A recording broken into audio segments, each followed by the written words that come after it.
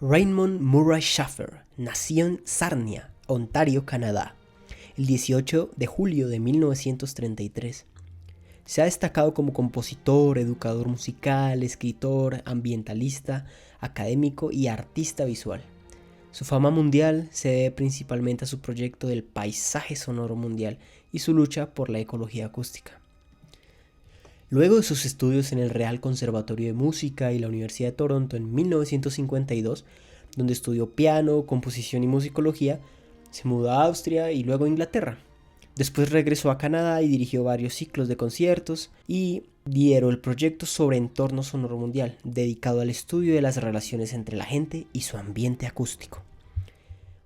Hoy en día Schafer vive en una granja en Ontario, que ha sido de gran inspiración para una serie de obras basadas en el medio ambiente natural, obras que han generado un movimiento internacional de reenfoque de los procesos educativos, obras que revaloran culturas del pasado y sobre todo sus obras dedicadas a la apreciación del entorno sonoro. Y también ha aceptado dar algunas conferencias sobre educación y algunos talleres. Es importante destacar la atracción de Murray Schafer por las culturas y filosofías orientales. En sus escritos ha incluido textos sobre hinduismo, budismo, zoroastrismo, y varias de estas filosofías orientales se han globalizado en los últimos años, haciendo énfasis en una cultura occidental que desconoce nuestra estrecha relación y armonía con lo que nos rodea, el papel del silencio, la importancia de la reflexión y el autoconocimiento. Estas filosofías orientales y la relación de Schafer con maestros como Marshall McLuhan podrían ser los aspectos más significativos e influencia en su desarrollo, incluyendo en estas sus perspectivas pedagógicas. El aporte de Schafer en la educación musical se encuentra en sus libros como El compositor en el aula, Limpieza de oídos, El paisaje sonoro, El rinoceronte en el aula. Estos ilustran sus experiencias con los estudiantes e incluyen las primeras introducciones de los conceptos de John Cage sobre la audiencia creativa y la toma de conciencia sensorial en el aula. La perspectiva que propone Schafer para la enseñanza es la siguiente. En primer lugar, un ejercicio de audición y análisis, donde se puede dar a los alumnos la posibilidad de aprender a descubrir el paisaje sonoro del mundo y escuchar todos los sonidos del entorno. La primera tarea es aprender a escuchar el paisaje sonoro como si fuera una composición. Por eso introduce el concepto de limpiar nuestros oídos y aprender a escuchar. Nos exige detenernos y ser más consciente de los sonidos que nos rodean, e incluso del silencio. Y así, descubrir todo lo que podamos sobre el sonido, su física, su psicología, la emoción de producirlo y encontrarlo fuera de nosotros.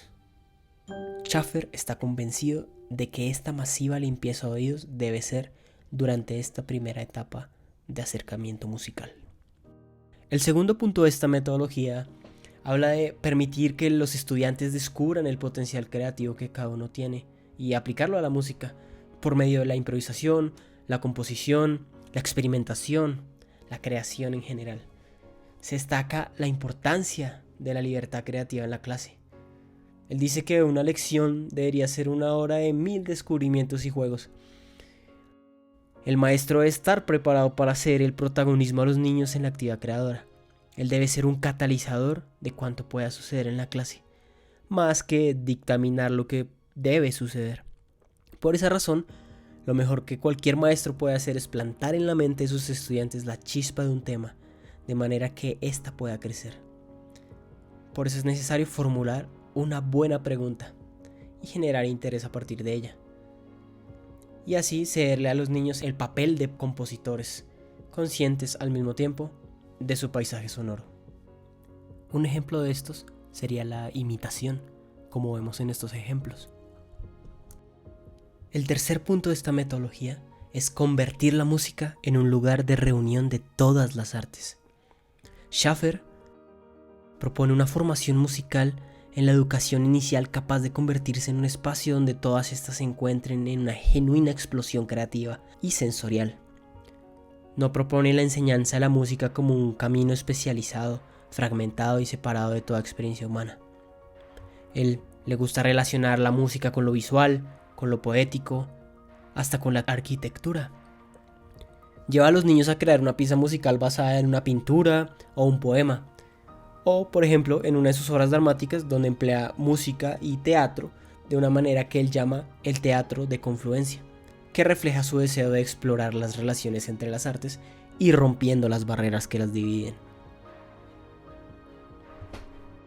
Por el lado de la utilización de instrumentos y la notación musical, él propone utilizar los objetos como si fueran instrumentos hasta encontrar el sonido preciso que cada uno ofrece, excluyendo principios de notación musical, dejando que cada uno desarrolle su propio método.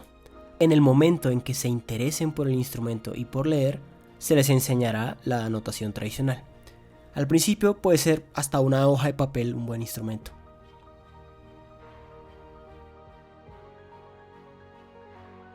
El papel colaborativo, reflexivo y activo entre los estudiantes y el maestro. En este punto se ve al aprendiz como un agente y no solo como un receptor de conocimiento. Es un estudiante que reflexiona sobre el entorno sonoro que lo rodea y a partir de eso adquiere un papel activo por medio de la imitación, improvisación y composición. Por otro lado, el maestro es aquel que crea el ambiente para que todo esto suceda, poniendo los límites y despertando el interés a la vez que crea con los estudiantes.